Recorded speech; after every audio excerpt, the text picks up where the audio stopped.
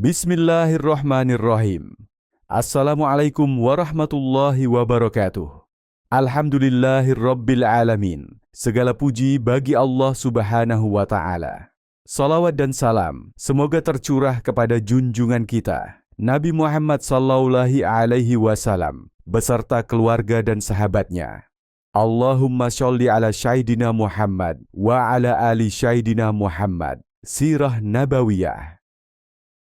Runtuhnya kekuasaan Habasyah di tanah Yaman. Baik, mari kita masuki kisah ini perlahan, seperti menyingkap lembar takdir yang lama terlipat. Dengarkan dengan hati, bukan sekadar telinga.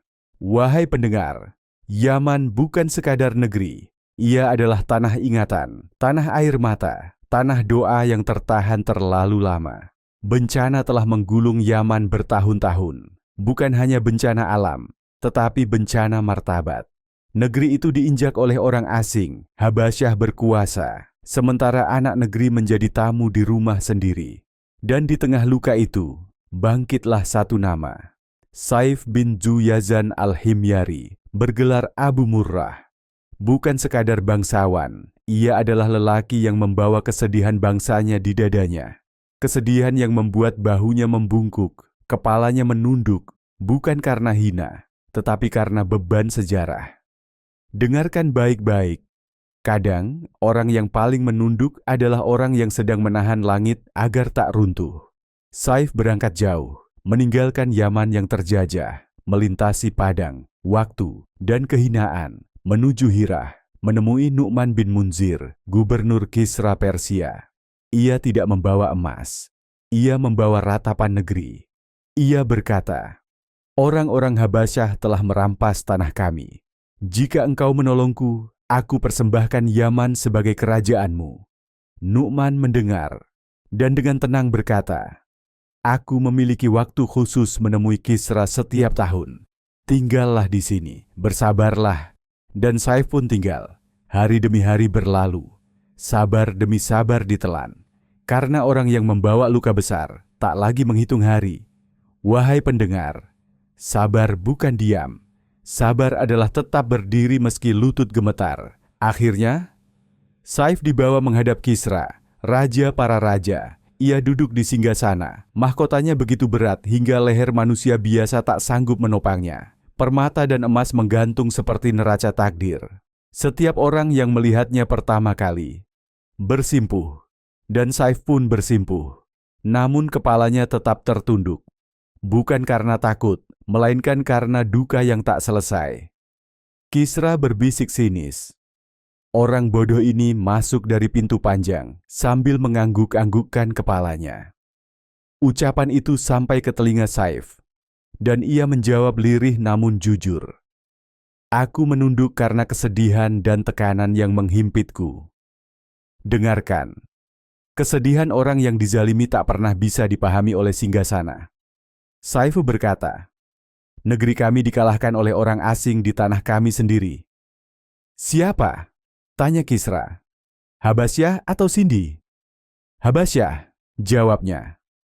"Aku datang meminta pertolonganmu. Jika engkau menolong, maka negeri itu menjadi milikmu." Namun Kisra menjawab dingin, "Negerimu jauh, kekayaannya kecil. Aku tak ingin menyusahkan pasukanku di tanah Arab." Ia menolak, namun memberi hadiah 10.000 dirham dan pakaian indah.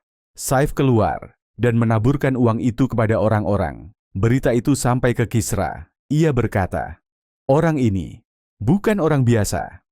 Ketika ditanya mengapa ia menaburkan harta itu, Saif menjawab, "Apa gunanya ini bagiku? Negeri kami gunung-gunungnya emas dan perak." Ia sedang menjual harapan dengan kata-kata, bukan untuk menipu, tetapi untuk menyelamatkan bangsanya.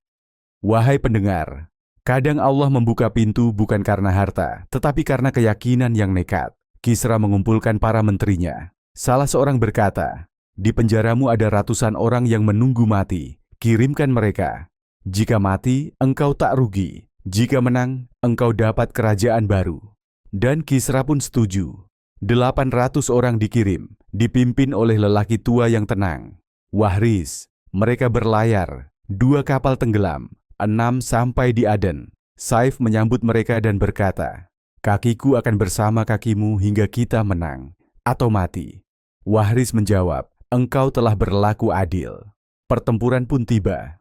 Masruk bin Abraha, Raja Habasyah di Yaman, keluar dengan pasukannya. Anak Wahris maju bertempur dan gugur. Duka itu berubah menjadi api. Ketika barisan rapi, Wahris berkata, "Tunjukkan rajanya." Ia melihatnya.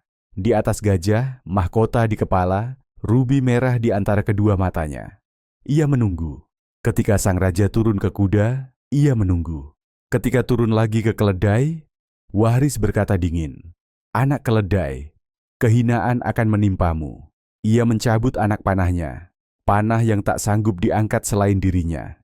Ia bidik, tepat di antara alis, dan panah itu melesat seperti keputusan langit, memecah rubi, menembus kepala, keluar di belakang leher. Masruk terjungkal. Habasyah berkumpul, dan saat itulah pasukan Persia menyerbu. Mereka kalah, mereka lari. Yaman akhirnya bernapas kembali. Wahris memasuki Syan'a. Ia berkata, "Jangan masukkan panjiku dengan terbalik. Hancurkan gerbang." Gerbang runtuh, panji ditancapkan, dan Saif bin Juyazan berdiri. Bukan sebagai pengemis sejarah, tetapi pewaris negeri yang kembali ke pangkuannya. Ibnu Hisham, seorang penjaga riwayat, berkata dengan tegas, "Inilah riwayat yang benar. Riwayat yang bersih jalurnya, jernih seperti mata air yang tak tercampur lumpur. Namun ia memberi batas. Ia menandai dengan hati-hati bahwa bagian terakhir syair, itu semua adalah perbuatan mulia. Tidak ada 2 ember susu yang dicampur air. Bukan milik Saif bin Juyazan, melainkan karya An-Nabigah Al-Jadi, Hibban bin Abdullah, seorang penyair dari kabilah Bani Jadah. Dengarkan ini." Para ulama tidak sekadar meriwayatkan, mereka menjaga kejujuran sejarah agar kebenaran tidak diselimuti pujian palsu. Karena dalam Islam, bahkan keindahan kata harus kembali kepada pemiliknya yang sah. Lalu Ibnu Ishaq melanjutkan, menyebut Adi bin Zaid al-Hiri, seorang bangsawan dan penyair dari Hirah, dari Bani Tamim, seorang saksi zaman yang menuangkan realitas ke dalam bait-bait renungan. Dan dengarkan bagaimana ia melukiskan Syan'a, bukan sebagai kota biasa, melainkan makhluk hidup yang bernapas dengan sejarah. Ia berkata, "Apa yang terjadi setelah Syan'a diurus oleh orang-orang yang berlaku baik? Wahai pendengar, kebaikan bukan sekadar niat. Kebaikan adalah tangan yang menata negeri dan hati yang takut berkhianat pada amanah." Syan'a dibangun kembali, diangkat seolah menyentuh awan yang berjalan beriringan. Kamar-kamarnya beraroma kesturi, bukan hanya wangi indera, tetapi wangi keadilan. Bukit-bukit mengelilinginya seperti doa yang tak putus, melindunginya dari serangan musuh. Ketinggiannya tak mudah diukur, sebab yang diukur bukan sekadar bangunan, melainkan martabat. Di malam hari, suara burung hantu terdengar merdu, menyambut tiupan seruling. Dengarkan baik-baik. Ketika negeri damai, bahkan suara sunyi pun terdengar indah. Namun Adi bin Zaid tidak berhenti di sana. Ia membawa kita kepada rahasia yang lebih dalam. Ia berkata, takdir telah menggiring pasukan Persia ke tempat itu. Bukan semata-mata strategi, bukan sekadar keberanian, tetapi takdir yang berjalan dengan kaki manusia. Para pangeran Persia datang, menunggang keledai yang membawa kematian, sementara anak-anak kuda berlari di belakang mereka. Ini metafora yang tajam, bahwa kematian tak selalu datang dengan megah. Kadang ia datang dengan kendaraan yang diremehkan. Hingga raja-raja melihat mereka dari puncak benteng. Dan tibalah hari itu. Hari ketika orang-orang Habasyah dipanggil, bersama Yatsum, dan tak seorang pun mampu melarikan diri. Wahai pendengar, hari itu tidak hilang. Ia tinggal. Ia menetap dalam ingatan sejarah. Karena nikmat yang diambil dengan zalim akan dicabut tanpa permisi. Nikmat lenyap dari tangan yang terlalu lama, menikmatinya tanpa syukur. Orang-orang Persia menggantikan penduduk pribumi, hari-hari menjadi gulita dan penuh misteri, seolah sejarah berkata, kekuasaan itu berputar dan tidak pernah setia pada satu tangan. Ibnu Hisham menegaskan, Bait-bait ini benar milik Adi bin Zaid. Namun para ahli bahasa besar, Abu Zaid al-Ansyari dan Al-Mufaddal al-Dhibbi, mengulas satu bait penting di hari saat mereka memanggil orang-orang barbar dan yaksum. Dan inilah kuncinya. Wahai pendengar, inilah yang dimaksud oleh Sathih, peramal Arab kuno, saat ia berkata, yang melakukan itu adalah Iram bin Ziyazan, yang keluar dari Aden dan tidak menyisakan seorang Habasi pun di Yaman. Dan inilah pula yang dimaksud oleh Syekh, sang visioner yang berkata, seorang lelaki yang tidak hina dan tidak menghinakan, ia keluar dari rumah Jibazan. Renungkan, ia tidak hina karena ia tidak menjual martabatnya, dan ia tidak menghinakan karena ia menegakkan keadilan, bukan balas dendam buta.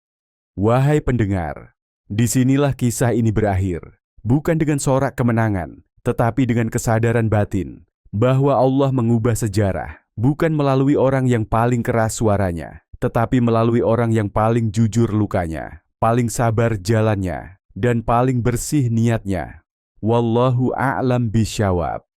Demikian narasi tentang runtuhnya kekuasaan Habasyah di tanah Yaman. Semoga apa yang disampaikan tadi dapat memberi manfaat dan kebaikan bagi kita semua. Amin. Semoga Allah Subhanahu wa Ta'ala menuntun kita menuju jalan yang diridhoinya. Akhirul kalam. Wassalamualaikum warahmatullahi wabarakatuh.